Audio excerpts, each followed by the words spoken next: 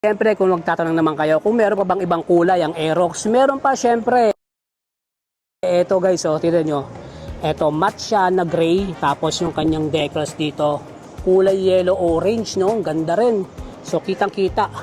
And then sa may side na to, ganito yung tsuro. Kaya, VVA, Variable Active Actuation. Sa side niya, ganito.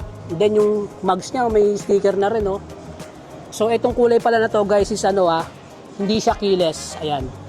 So, hindi siya keyless. Ito yung panel. So, same lang din sa pinakita natin kanina. So, itong kulay na to, at saka yung kabilang side, ito yung mga hindi keyless. Okay?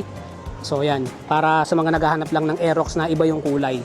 So, ito yung gray, and then, ito naman yung glossy na gray. So, hindi ko alam kung ano pinakatawag nila rito. Parang metallic glossy gray yata. Ayan, ganito yung tsura nyo. Di ba? Ayan. And then, yung mugs naman ito, ayan, may kulay na. Para siyang blue-green. And then sa may side, ayan o, combination ng blue-green and then red yata to, no? So yun nga, ito nga ay hindi naka-disc brake. Okay?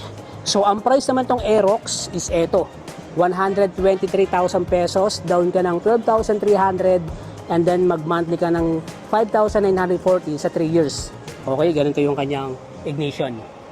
So, sa mga naghahanap naman ng keyless, eto na guys, eto naman ang itsura niya. Ayan, no, kulay white na may combination ng red yung kanyang decals, no? Ito yung itsura nyo.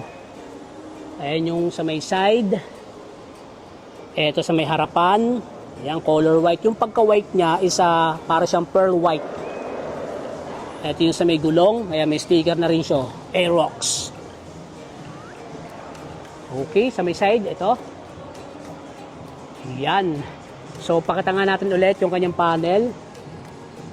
Ayan, may white. And then, yung ignition natin. Ayan.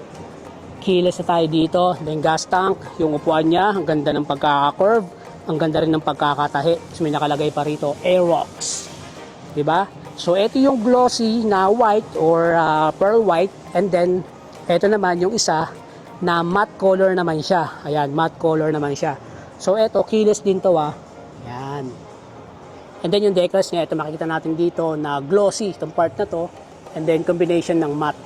So para siyang bronze na, yon, tama. May, ano siya, sticker niya black and bronze.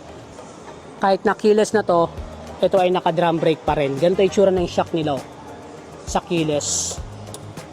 And then sa harapan, ganito. Ayan. Ayan, may sticker ng Aerox. And then yung headlight. Ganda, no? So, kanina, 123 yung price niya. Ito naman, ang price naman nito is medyo mataas na to. 146,000 pesos. Down ka ng 14,600. And then, sa 3 years, 7,009 pesos. Okay? Para sa ating keyless na Aerox.